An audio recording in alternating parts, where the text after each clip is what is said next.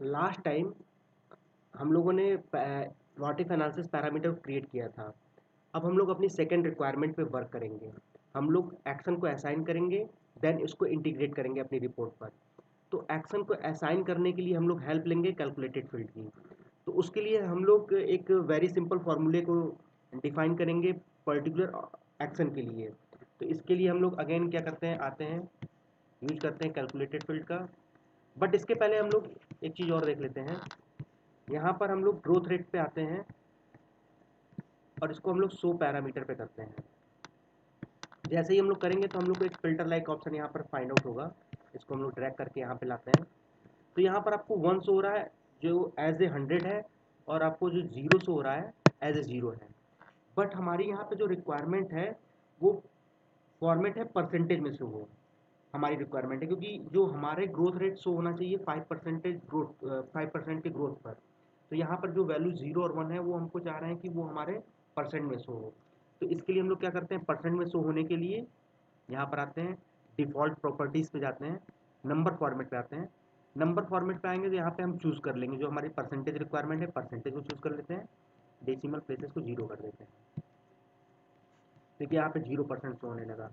तो every time आपका क्या होगा, ये 5% का इंक्रीमेंट शो, ग्रोथ को शो करेगा।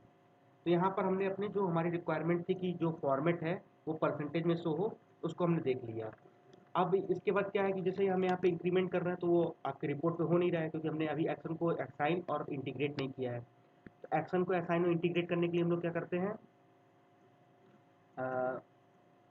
सबसे पहले हम लोग क्या करते हैं, जाते हैं, यूज करते हैं, अगेन आते हैं, कैलकुलेटेड फील्ड का यूज़ करेंगे। यहाँ पर हम लोग क्या करेंगे, एक वेरी सिंपल फार्मूला लिखेंगे अपने एक्शन को डिफाइन करने के लिए। तो सबसे पहले हम लोग इसका नाम रख देते हैं, इसका नाम हम लोग रख देते हैं choose growth.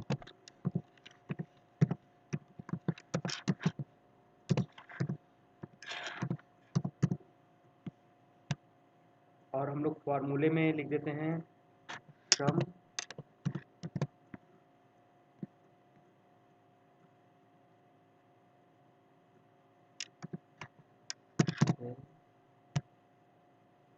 Multiply parenthesis 1 plus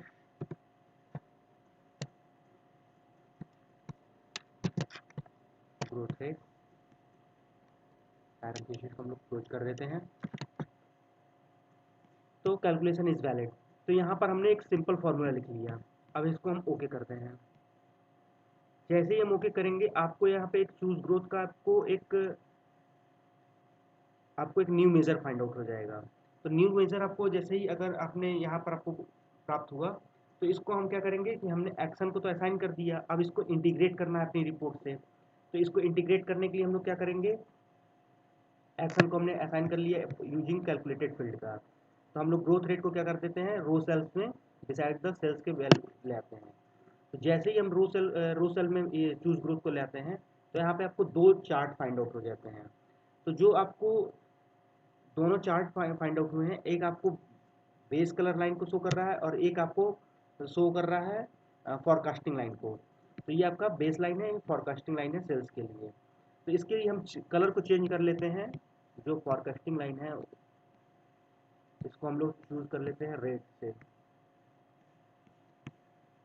और जो हमारा ये है इसको हम लोग चूज कर लेते हैं, इसको ब्लू ही रहने देते हैं, इसको ब्लू ही रहने देते हैं।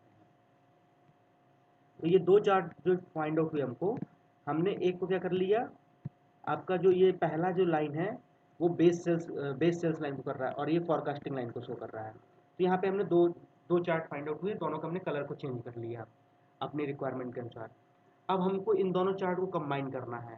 तो कंबाइन करने के लिए हम लोग क्या यूज़ करेंगे, आपको पहले भी हमने बताया है, अगेन हम लोग यूज़ करेंगे ड्यूअल एक्सेस का। तो हम लोग क्या करते हैं, सेलेक्ट करते हैं ड्यूअल एक्सेस को। ड्यूअल एक्सेस हमेशा सेकंड रो सेल्स में मिलेगी आपको, सेल्स में हम लोग ड्यूअल एक्सेस सेलेक्ट करते हैं। तो जैसे ही हम इसको ड्यूअल एक्सेस को सेलेक्ट करेंगे तो आपको एक सिंगल चार्ट फाइंड आउट हो जाएगा। अब आपने जो प्राप्त किया है ओनली 1 चार्ट, इसको हम लोग को क्या करना है, सबसे पहले हम लोग इसको कर देते हैं सिंक्रोनाइज कर देते हैं,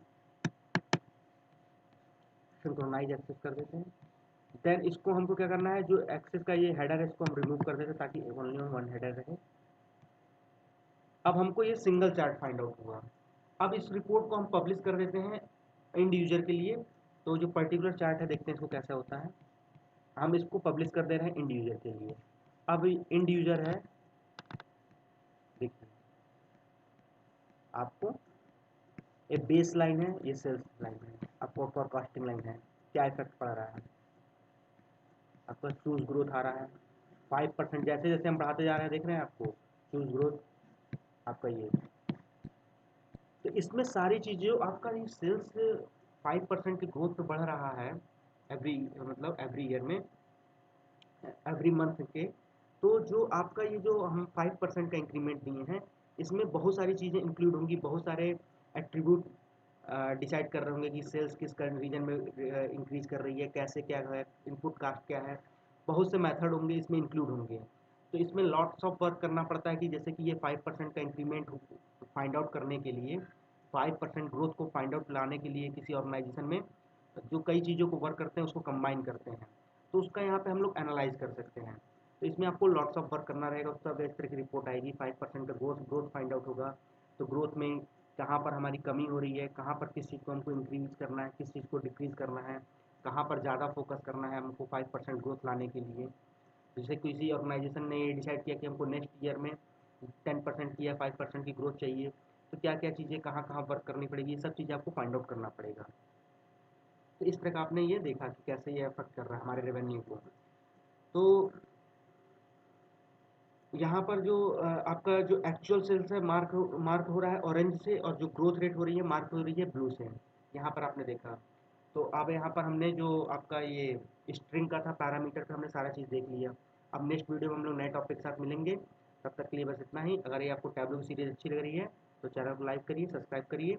हम लोग नेक्स्ट टॉपिक से मिलेंगे टैब्लू की। और टैब्लू को हम लोग इसके बाद हम लोग जल्दी ही इसके टैब्लू के ETL टूल पर भी आएंगे, कवर कर कर हम लोग पावर BI की तरफ देखेंगे नेक्स्ट जो BI टूल है। तब तक के लिए इतना ही। धन्यवाद। जय हिंद, वंदे मातरम।